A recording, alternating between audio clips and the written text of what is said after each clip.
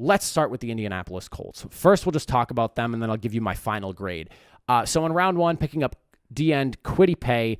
I love this pick. He's the highest rated DN by PFF. He was at the top of their board there. He addresses a huge need for the team. He's, I think, a day one starter. This is a guy that, hopefully can replace the 8 sacks that we lost in Justin Houston, who went out into free agency and has not found his way back into any team yet, but more specifically the Indianapolis Colts. We lost those 8 sacks there, so I'm hoping that Kwity Paye can either replace or even improve on that 8 sack number, maybe bring us double digits, something like that. We need a legitimate edge rusher. That is probably the second biggest need on the team that was going into the draft, and we were not able to go after not only one, but we got 2, because in round 2 we got Dayo Odeyingbo, D-end. He's currently injured at the moment. He just got injured. I believe the injury was in is either January or February where he hurt himself. So he was somebody that was pegged to be a first rounder before the injury happened. So this is a guy that literally the Colts probably would not have been able to get otherwise if this injury had not happened. So unfortunate for him, but it kind of lucked out for Indy. Pretty excited about that. He's a legitimate talent. He's really good. The biggest knocks that I found on him were that his production didn't necessarily match his physical skill set. He's a really big guy. He's imposing, 276 pounds, 6'6". He's a monster of a guy. And people would just kind of question the lack of production in terms of getting to the quarterback. Those sack numbers, I believe I saw 5 for last year, 3 the year before, and maybe 5 the year prior to that, or maybe it was 3 again. I'm mixing up the numbers, but obviously not as many sacks as you would expect from a guy that's 6'6", 276 playing D-end. He has a little bit of quickness to him. He's a versatile guy, but his production will remain to be seen in how he bounces back from this injury. But this is a guy that I thought was a steal for the second round because he was able to fall to us so far down into the second round there.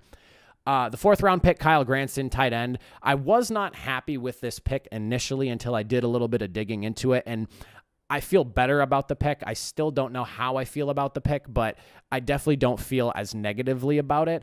He had 35 catches last year, 536 yards, 5 touchdowns. He did drop 5 passes on 56 of the targets that he did have thrown his way. So a little bit of butterfingers there. That's something that we'll kind of have to keep an eye on. But his route tree was really strong. He was asked to do a lot at SMU. He's a little bit undersized, but this is kind of one of those more smaller athletic tight ends, like somebody like Jared Cook, who is, I think he's only 6'2", 6'3", so roughly around that same frame, more athletic, more maneuverable, can play the slot, things like that, where he's not necessarily a prototype tight end. He's more of the smaller, more athletic, versatile types of tight ends.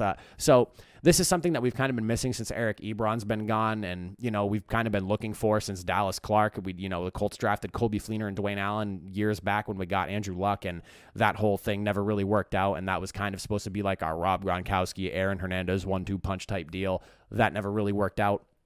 In the 5th round, we drafted Sean Davis, a safety. I don't really expect him to be much of an impact player. I mean, we have Julian Blackmon and Kari Willis, so he's probably going to be just more of a rotational guy playing that 3rd safety spot. He's not going to be on the field as often.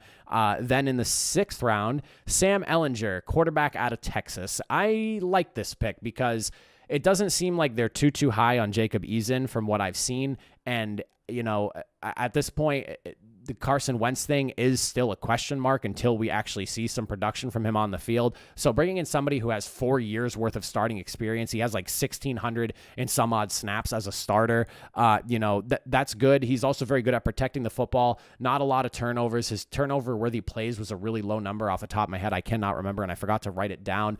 But the biggest knock to him is that running is kind of his game, or a big piece of his game, and he's not really athletic enough to be a scrambling quarterback in the NFL, and the worry is that he's going to bail out of the pocket too often when he shouldn't be, because, obviously a pocket in the NFL is going to be different from a pocket collapsing in the college ranks, and that might be something that hurts his game a little bit, but a solid project nonetheless. So I'm glad that we have somebody else there competing for snaps at the backup position behind Carson.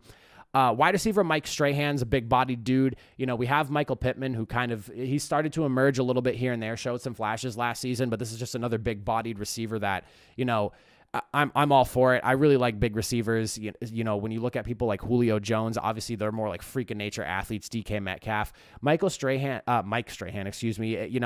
He should be solid. I don't expect him to be, again, an impact player right off the rip. He could be a surprise emergent player. He's a little bit faster than the pro time that he had. I believe he was put at I forget what the pro speed number was that he clocked in at, but it was I think it was 4.4 4'4" or like 4.52, and he's supposedly supposed to be able to run a sub 4.4 is what he said. So if that's the case, and he's as big as he is and actually that quick, that's dangerous, and that's what we need. We need a big-bodied guy, but also a fast guy that's big and bodied and has a big catch radius. That's what I think the Colts are really lacking right now at the wide receiver position.